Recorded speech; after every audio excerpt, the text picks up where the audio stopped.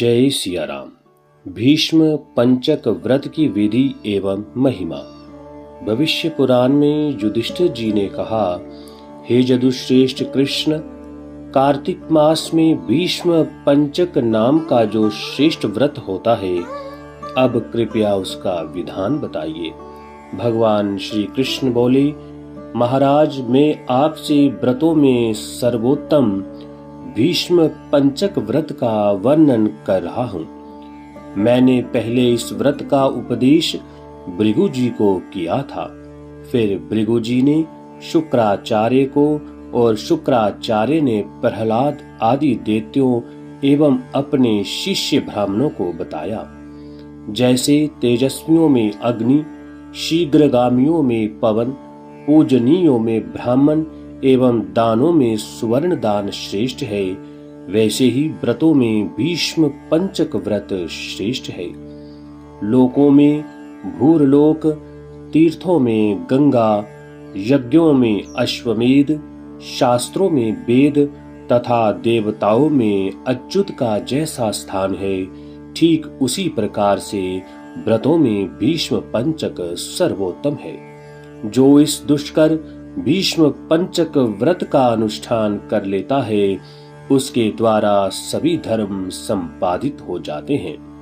पहले सतयुग में वशिष्ठ, भृगु, गर्ग आदि मुनियों ने, फिर त्रेता में नाभाग, अम्बरीश आदि ऋषियों ने और द्वापर में शीरभद्र आदि वेश्यों ने तथा कलयुग में उत्तम आचरण वाले शूद्रों ने भी इस व्रत का अनुष्ठान किया।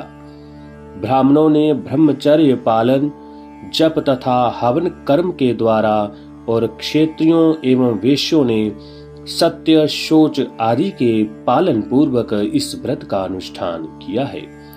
सत्यहीन मूढ़ मनुष्यों के लिए इस व्रत का अनुष्ठान असंभव है। यह भीष्म पंचक व्रत 5 दिन तक का होता है। इस भीष्म पंचक व्रत में असत्य भाषण, शिकार खेलने आदि अनुचित कर्मों का त्याग करना चाहिए। 5 दिन भगवान विष्णु जी का पूजन करते हुए शाक मात्र का ही आहार करना चाहिए। पति की आज्ञा से स्त्री भी सुख प्राप्ति हेतु इस व्रत का आचरण कर सकती है। विधवा नारी भी पुत्र पौत्र की समृद्धि अथवा मोक्षार्थ इस व्रत को कर सकती है। इसमें कार्तिक मास पर्यंत नित्य प्रातः स्नान, दान, मध्याह्न स्नान और भगवान विष्णु के पूजन का विधान है। नदी, झरना, देवखात या किसी पवित्र जलाशय में शरीर में गोमय लगाकर स्नान कर जौ, चावल तथा तिलों से देवता, ऋषियों और पितरों का तर्पण करना चाहिए। भगवान विष्णु को भी मधु, दुग्ध, घी तथा चंदन मिश्रित जल से भक्ति पूर्वक स्नान कराना चाहिए।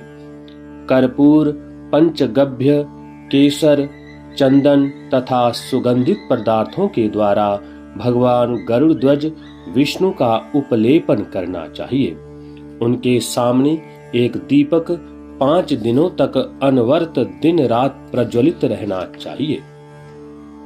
भगवान को निवेद्य निवेदित कर ओम नमो वासुदेवाय का अष्टोत्तर शत जप, तदनंतर षडक्षर मंत्र से हवन करना चाहिए तथा विधि पूर्वक सायंकालीन संध्या करनी चाहिए। जमीन पर सोना चाहिए। ये सभी कार्य 5 दिनों तक किए जाने चाहिए। इस व्रत में पहले दिन भगवान विष्णु के चरणों की कमल पुष्पों के द्वारा पूजा करनी चाहिए। दूसरे दिन बिल्व पत्र के द्वारा उनके घुटनों की, तीसरे दिन नाभि स्थल पर केवड़े के पुष्प द्वारा पूजा करनी चाहिए।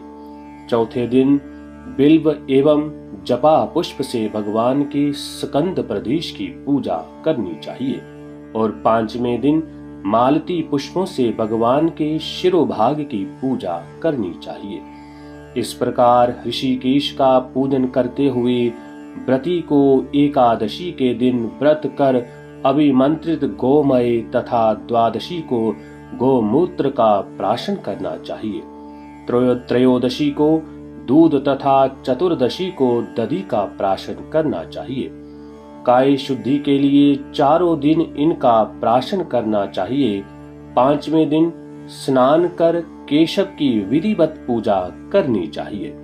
तत्पश्चात ब्राह्मणों को भक्ति पूर्वक भोजन कराकर दक्षिणा देनी चाहिए।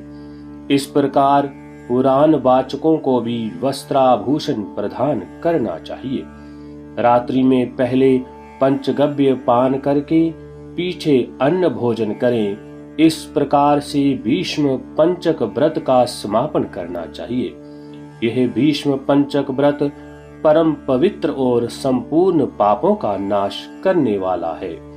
राजन, इसी भीष्म पंचक व्रत का वर्णन शरशय्या पर पड़े हुए महात्मा भीष्म जी ने स्वयं किया था।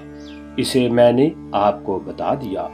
जो मानव भक्ति पूर्वक इस व्रत का पालन करता है उसे भगवान अच्युत मुक्ति प्रदान करते हैं। ब्रह्मचारी, गृहस्थ, वानप्रस्थ अथवा सन्यासी जो कोई भी इस व्रत को करते हैं उन्हें वैष्णव स्थान प्राप्त होता है। कार्तिक शुक्ल एकादशी से व्रत प्रारंभ करके पौर्णमासी को व्रत पूर्ण करना चाहिए। जो इस व्रत को संपन्न करता है वह ब्रह्म हत्या, गौ हत्या आदि बड़े बड़े पापों से भी मुक्त हो जाता है और शुद्ध सद्गति को प्राप्त होता है, ऐसा भीष्म जी का वचन है। इस जानकारी के संपूर्ण अध्ययन के लिए आप भविष्य पुराण का अवलोकन करें। धन्यवाद।